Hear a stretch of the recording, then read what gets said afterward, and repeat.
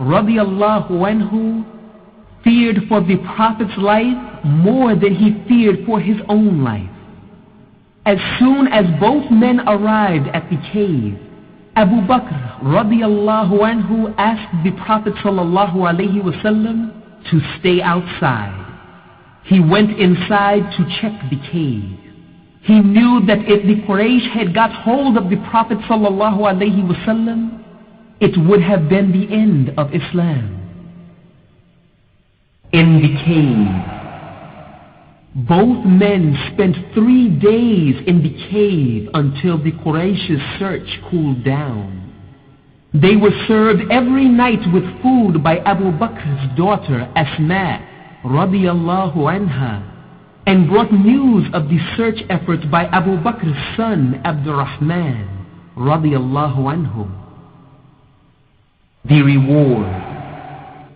Because the Quraysh were not able to catch the Prophet sallallahu alaihi wasallam and his companion, they fixed a reward of 100 camels for whoever caught hold of the 2 migrants. The Prophet sallallahu alaihi wasallam, Abu Bakr radiallahu anhu, a guide and a servant left the cave and headed to Al-Medina on zigzagging ways to mislead the pagans. Attempts to catch the 2 migrants. On the way to Al-Medina, a horseman named Suraqah ibn Malik followed the migrants. Suraqah heard news of the reward set by the Quraysh for the heads of the Prophet sallallahu alaihi wasallam and Abu Bakr. The man got very near to them and was about to get hold of them. Abu Bakr radiallahu anhu told the Prophet sallallahu alaihi wasallam that someone had been following their steps. The Prophet sallallahu alaihi wasallam calmly prayed to Allah to save them. No sooner did the Prophet sallallahu alaihi wasallam finish his prayers before the horseman was thrown down from his horse.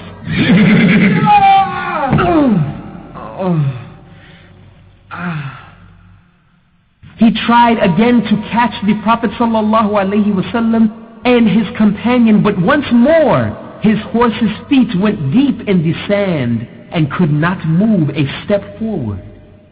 Once more the horseman did his best to come near the group of travelers, but his horse fell down and he was thrown off its back. My back. Now he knew that the Prophet sallallahu alaihi wasallam and his companion were out of his range, and that they were true in their faith. He shouted to the Prophet sallallahu alaihi wasallam and his companion, asking them to forgive him, and promised them to go back and even to mislead other reward seekers. The Prophet sallallahu alaihi wasallam prayed to Allah to forgive him. Signs of prophethood. As the Prophet sallallahu alaihi wasallam and his companion felt safe, they sought some rest and food. They stopped at a tent known to Arabs on the way to Al-Medina. There lived a woman named Ma'bad with her sheep. What did you say your name was? Muhammad? I don't think I've ever heard a name like that before. You're going to where? Al-Medina? All right. She was selling milk and food to travelers. Abu Bakr radiallahu anhu asked her to sell them some milk. She complained that she had no milk to sell. The Prophet sallallahu alaihi wasallam saw a very weak sheep beside the tent. He asked the woman permission to milk it. She did not object, although she was sure the animal would not give any drop of milk.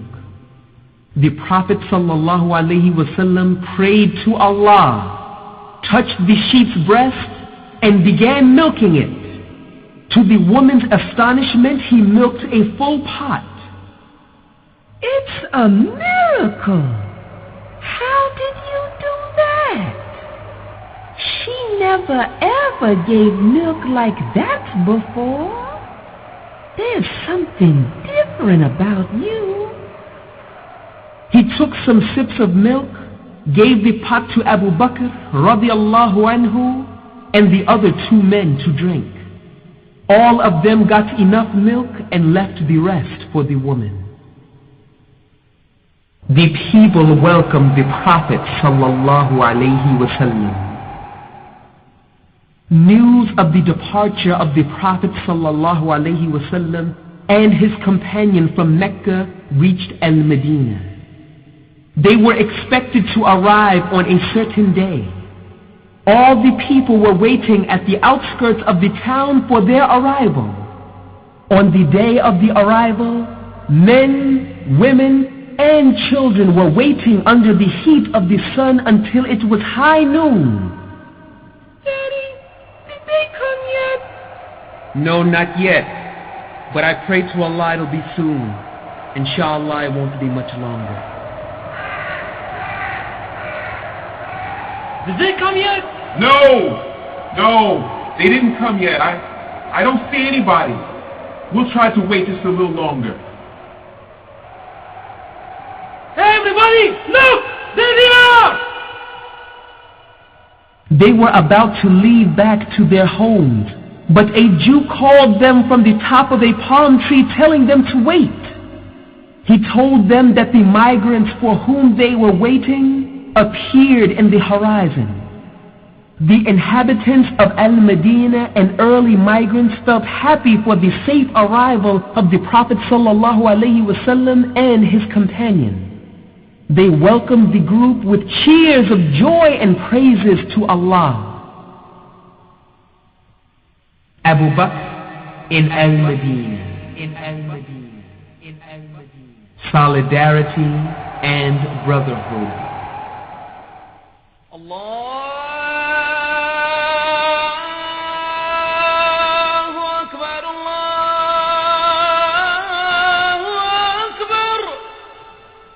أشهد أن لا إله إلا الله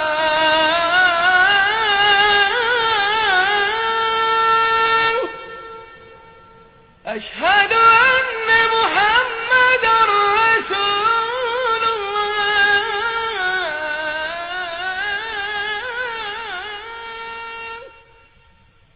Abu Bakr radiallahu anhu settled with the Prophet sallallahu alaihi wasallam and other migrants in Al-Medina. The Prophet sallallahu alaihi wasallam soon organized Islamic brotherhood among the supporters and the migrants.